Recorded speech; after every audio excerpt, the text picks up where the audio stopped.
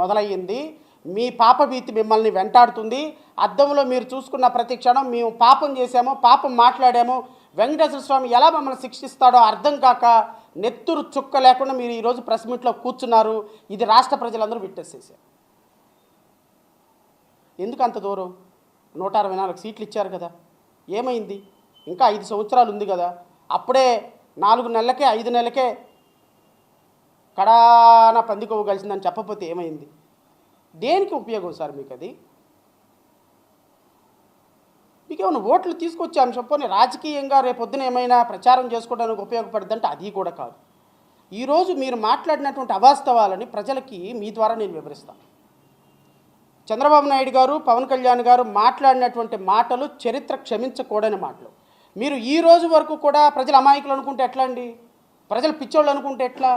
ప్రజలు తెలివిలో తక్కువ వాళ్ళు అనుకుంటే ఎట్లా? అంటే మీకు ఓట్లు వేశారు కాబట్టి వాళ్ళు తిక్కలోళ్ళ, మీకు ఓట్లు వేశారు కాబట్టి వాళ్ళు అమాయకుల, మీరు 4 డ్యాన్సులు వేయగానే ఏళ్ళు వేశారు కాబట్టి 4 విజిట్ మీకున్నటువంటి అభిమానులు వేళ్ళు వేశారు కాబట్టి మీరు ఏం చెప్పినా నమ్ముతారు అనుకుంటారా? తప్పు సార్ పవన్ కళ్యాణ్ గారు, అది కాదు, కరెక్ట్ కాదు. అది మీరు అనుకుంటున్నట్టు ప్రజలు పిచ్చివాళ్ళు కాదు, మీరు అనుకుంటున్నట్టు ప్రజలు వెర్రివాళ్ళు కాదు. ప్రజలకు వాస్తవాల మీద ఒక క్లారిటీ ఉంది. మాలాంటి వాళ్ళందరం పోరాటం చేస్తే ఈరోజు మీలాంటి వాళ్ళందరూ అక్కడ కూర్చున్నారు. మీరు ఇరగదీసిందో పొడిసిందో ఏమీ లేదు. అక్కడ ప్రజాక్షేత్రంలో ప్రజల కోసం మేము ఫైట్ చేసి మేము మాలాంటి వాళ్ళందరూ రక్తంతో స్వేదంతో ఈరోజు నువ్వు, చంద్రబాబు నాయుడు, నారా లోకేష్ గద్దెని వెళ్తున్నారు. మిమ్మల్ని అదే స్వేదంతో మళ్ళీ దించుతాం, కంగారు ఏం లేదు. 2029లో ఈ రాష్ట్రంలో, ఆంధ్రప్రదేశ్ రాష్ట్రంలోకి అడుగు పెట్టాలి అంటే మీరు ముక్కోటి దేవతల్ని ప్రార్థించుకొని అడుగు పెట్టాల్సిన పరిస్థితి వస్తుంది. అది కూడా మేమే తీసుకొస్తాం. మళ్ళీ మీరు ఎవరి గురించి అవసరంలే. మిమ్మల్ని ఏ విధంగా అయితే అధికారంలో పెట్టామో, ఏ విధంగా అయితే గత ప్రభుత్వం మీద మేము అధికారం కోసం పోరాటం చేసి గత ప్రభుత్వం మీద ప్రజల్లో వ్యతిరేకత సృష్టించామో, అదే విధంగా ప్రభుత్వ పథకాల మీద, ప్రభుత్వంలో చేస్తున్న అవినీతి మీద మళ్ళీ మిమ్మల్ని గద్దెదించే కార్యక్రమం మేమే చేస్తాం. మీరు ఏ విధంగానూ ఆలోచించాల్సిన అవసరం లేదు. మిమ్మల్ని పొలిమేరల దాకా తరిమి కొట్టేంత వరకు జడా శ్రవణ్ కుమార్ లాంటి ప్రజాస్వామ్యవాదులు, ప్రజల కోసం పోరాడేవాళ్ళు ఈ రాష్ట్రంలో వాళ్ళ పోరాటాన్ని ఆపరు. లడ్డూ మీద మీరు చెప్పినటువంటి అవాస్తవాలు, ఎంత అవాస్తవాలు గుప్పిస్తున్నారు అంటే వీళ్ళు లడ్డూ మీద. నేను 1 by 1 ముఖ్యమంత్రి గారు మాట్లాడింది, ఉప ముఖ్యమంత్రి గారు మాట్లాడింది, పయ్యావుల కేశవ్ గారు మాట్లాడింది, మిగతా వాళ్ళంతా ఏం మాట్లాడలేదు. వీళ్ళ ముగ్గురు మాట్లాడినటువంటి ఈ స్పష్టమైనటువంటి వాటికి నేను రాష్ట్ర ప్రజలకు మీ ద్వారా కొంత సమాచారం ఇస్తాను. సార్, ఈరోజు పయ్యావుల కేశవ్ గారు మాట్లాడుతూ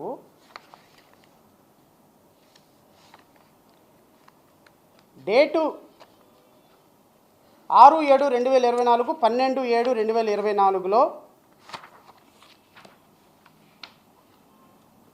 6/7/2024, 12/7/2024లో వీళ్ళు మొదటిసారిగా ఏఆర్ డైరీ అనేటువంటి ఒక ట్యాంకర్ తిరుమల తిరుపతి దేవస్థానంలోకి వచ్చి ఆగినప్పుడు దాంట్లో నుంచి ఒక శాంపిల్, 4 శాంపిల్స్ బయటకు తీశారు.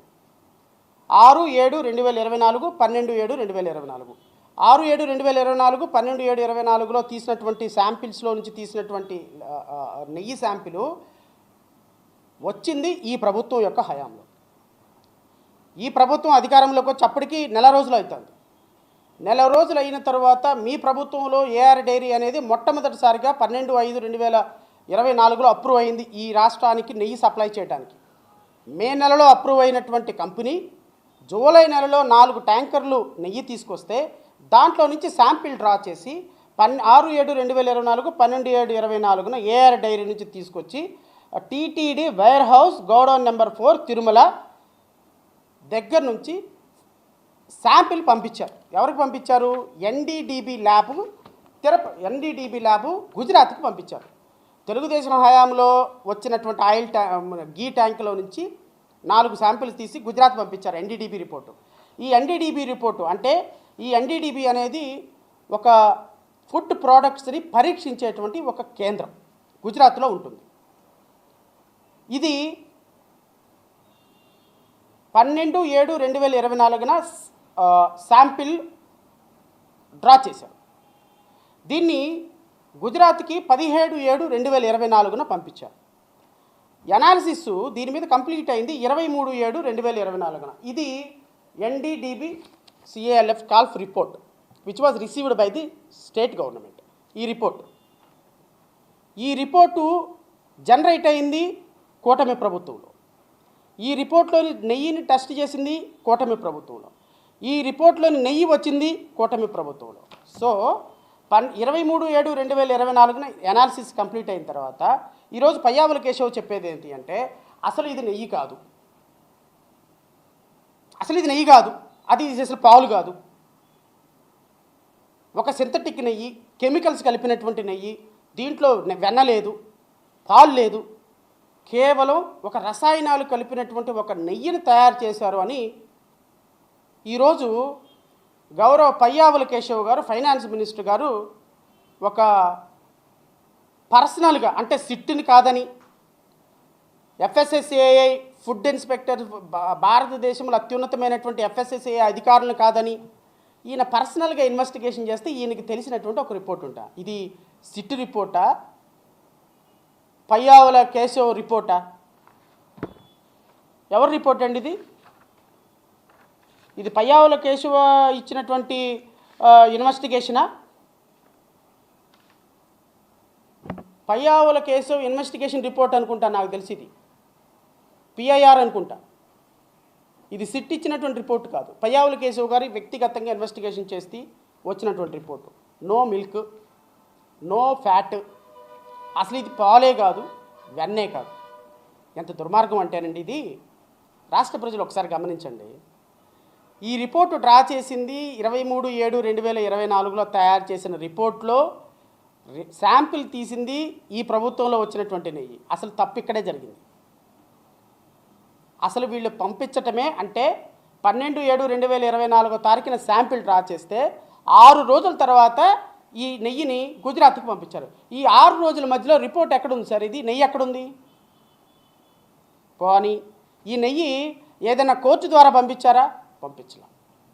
ఎవరైనా జడ్జి గారి సమక్షంలో సీల్ చేసి పంపించారా? అది పంపించలా.